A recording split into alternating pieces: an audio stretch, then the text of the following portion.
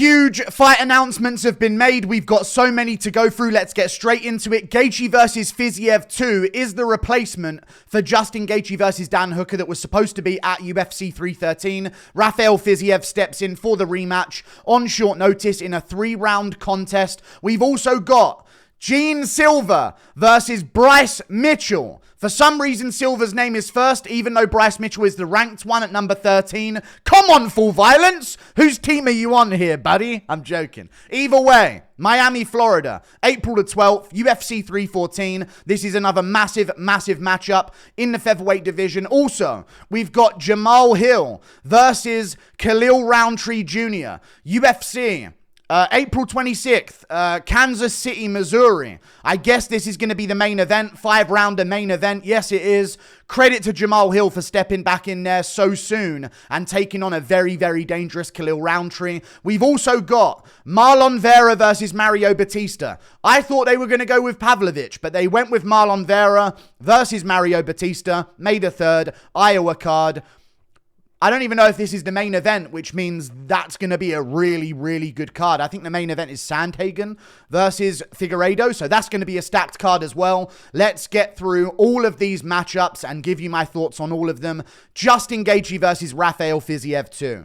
Dan Hooker breaks his hand in the build-up to the Justin Gaethje fight. CKB fighters are cursed whenever they make fun of other people for pulling out of fights with injuries. They always seem to be injured afterwards, and this isn't ideal.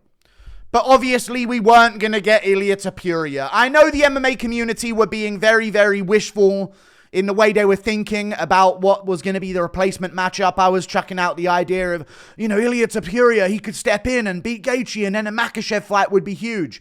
But it's going to be Rafael Fiziev in a rematch. They went with him, I guess.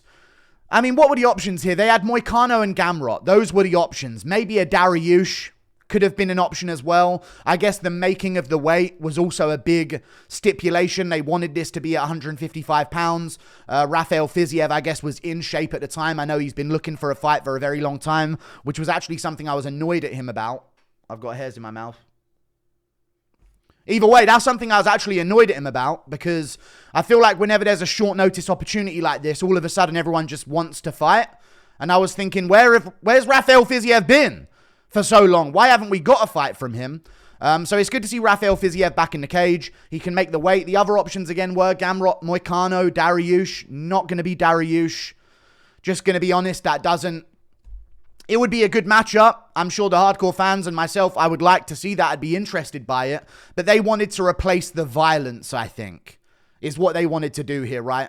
There's better options. There's Moicano to sell it on short notice and also be a very dangerous matchup for Justin Gaethje, but he would probably get a takedown or he would at least be going for them in that fight, you know what I mean? And then Gamrot would also be going for the takedowns a bunch. They wanted to replace Dan Hooker. They didn't just want it to be another matchup. I don't know about the rematch. I would have liked a fresh matchup, but hey, maybe they offered Justin Gaethje a pick of a bunch of different opponents. And to be fair to Justin Gaethje, you do your entire training camp preparing for a stand-up fight with Dan Hooker. You're not going to want to all of a sudden switch it up to Moicano, Dariush, or Gamrot, who are going to be shooting in on you and trying to make it a grappling match, because he hasn't prepared for that. You know what I mean? So, that was the reason why Justin Gaethje said he didn't want to take short notice matchups anyway, remember, because of the Tony Ferguson situation. And I think he said once, I'm not going to ever take short notice matchups. Tony Ferguson was preparing for Khabib, and then I step in on short notice and I beat the hell out of him. He knows. He's learned from what mistakes his own opponents have made, and he's not going to have that happen to him. So Justin Gaethje, Rafael Fiziev, the first fight was sick. They just posted it on YouTube. Very, very close first fight. Extremely close first fight. Something very important to note, though.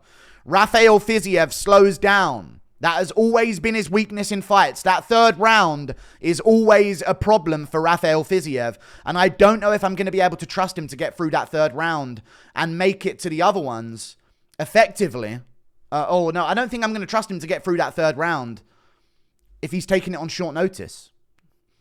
Can I trust Rafael Fiziev to do that? It's a great fight. I like it. It does salvage the card somewhat. We get Gaethje on the card. This is a big matchup, but, Rafael Fiziev, I don't see him getting this one done. You know, maybe Gaethje's not got it anymore. He is coming off a KO loss. He is getting a little bit older. Rafael Fiziev has got a lot less miles on the clock. But then again, you also have to consider he did blow out his leg completely in the Gamrot fight and hasn't fought since. For a reason, you would imagine, because he's been recovering from those injuries. I don't know if I'm going to trust him to beat Gaethje in this situation. If it was another situation where, you know, Gaethje, you know, lost one in the meantime, Fiziev got back on a win, and then they both had full preparation, and then they were going into a rematch, maybe then I would lean towards Fiziev this time round, because I would bet on him to maybe be the more, you know, he would have had more to learn from the first fight that they had against each other, but yeah, I'm going to have to go with Justin Gaethje here as my initial lean for this matchup. For Dan Hooker, by the way, I think this fixes more problems than it solves. I know people wanted the matchup, but for Dan Hooker, we need someone for Holloway. And I've been looking at these matchups in the lightweight division, like Dustin Poirier as well. And I'm thinking, well, Gaethje's going to fight soon, so they can't do him versus Poirier in Lafayette, Louisiana. And then there's a bunch of other matchups that are going down in the division. And you can't really do Oliveira Poirier 2, and you can't really do, you know, Oliveira versus Holloway 2. You can, but it just wouldn't be right with Oliveira's positioning and Holloway coming off a loss. Maybe Dan Hooker could be the guy to take on the Max Holloway when he's ready, which would be an amazing lightweight matchup between two very similarly ranked lightweight contenders in Max Holloway and Dan Hooker. Or you could do Dan Hooker, Dustin Poirier 2, 5-round main event, UFC Fight Night, Lafayette, Louisiana main event. So maybe that's what they're going to do instead. So for Dan Hooker, there's options out there. This isn't the end of his hyped up matchups. He doesn't miss out here. I think he's going to get another one soon. I am going to go with Gaethje, probably getting a 3rd round finish this time around, just judging on the trend of Fiziev's cardio in fights. Dangerous for 2, victim for the last one. And even Gaethje was able to make the first 2 close in the first fight anyway. So looking forward to it, but I've got Gaethje. We move on. Gene Silva versus Bryce Mitchell. We see what you're doing, UFC, okay? I notice what you're doing, UFC, okay? I'm noticing here. All right, guys? This is a very interesting matchup, though, because Gene Silva, we've seen him against a bunch of strikers, and he's done very well. This is a grappling match. Bryce Mitchell is going to be trying to go out there and get takedowns, put him down early. Charles Jourdain was a guy who was successful in the grappling against Gene Silva. I know he knocked out Charles Jourdain in that fight, but he also missed weight by like 4 or 5 pounds for that fight, or at least he missed weight by a couple of pounds. And Jourdain was able to get takedowns consistently in that matchup. Eventually got knocked out in the clinch by Gene, who is very, very powerful, don't get me wrong. But Bryce Mitchell, let's talk about what he can bring to the table in this matchup. So, I think Bryce Mitchell, his advantage here is his pattern recognition. Going into this fight, I think, is something that he's going to really, really take an advantage with. This guy notices patterns, okay? Great pattern recognition. He notices a lot that goes on there that not a lot of people notice in fights. You know what I mean? He's got really good, you know, understanding, and, you know, he notices things and he does calculations on things going in. So people underrate the fight IQ of Bryce Mitchell. They call him dumb, but I'm telling you, the pattern recognition of Bryce Mitchell is through the roof if you watch back a lot of his fights. I mean, this guy notices, you know, there's an official narrative about Gene Silva out there, okay?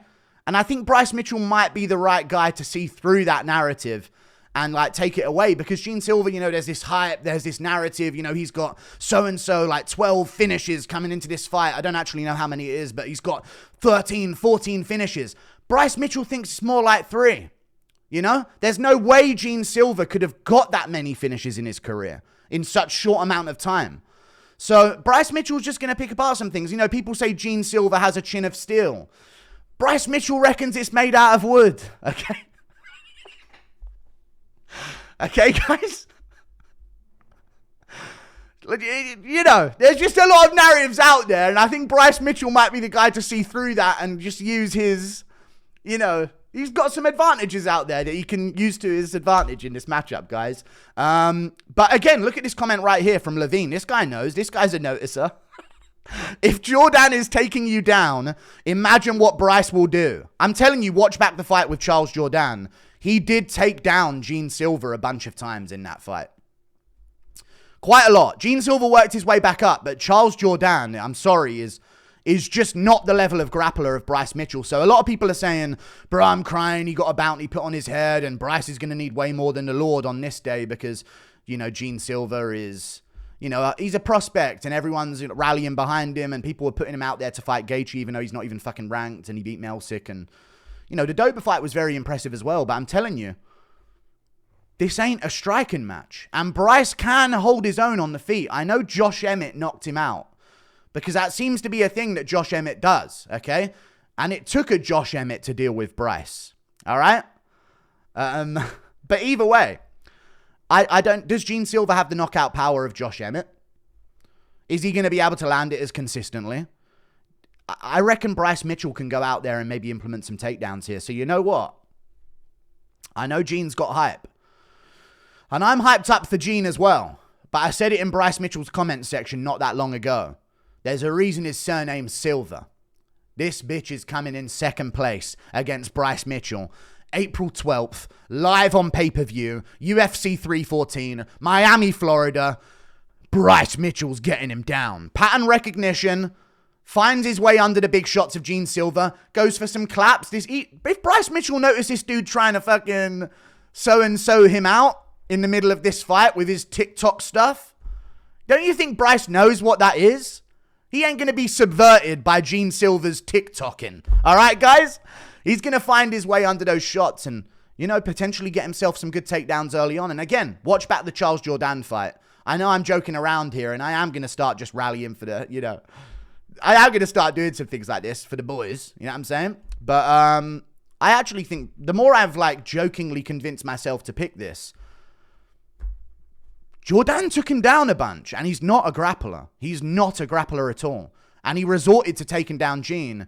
If Gene has to drain himself to make weight here, Bryce has a different level of control once he does get you down. Simple as that. He does. And he has much better entries than Jourdain. So I know there's a lot of hype on Gene, and he clapped and did a little dance before he knocked out Melsick Bagdasarian. I don't think so. I don't think so, dude. And talking about fighting nerds, you know, Gene Silva loves to read books. Bryce loves burning them, you guys, okay?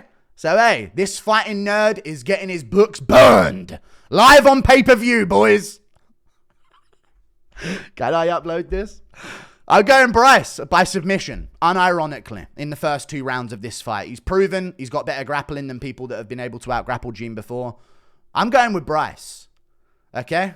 So you guys can fucking pick whatever you want. I know where my allegiance lies here, guys. We move on. Jamal Hill versus Khalil Rountree. I wanted this matchup. This is a big matchup in the light heavyweight division. Respect to Jamal Hill. How can you say anything other than respect to Jamal Hill in this matchup? This is a sick fight.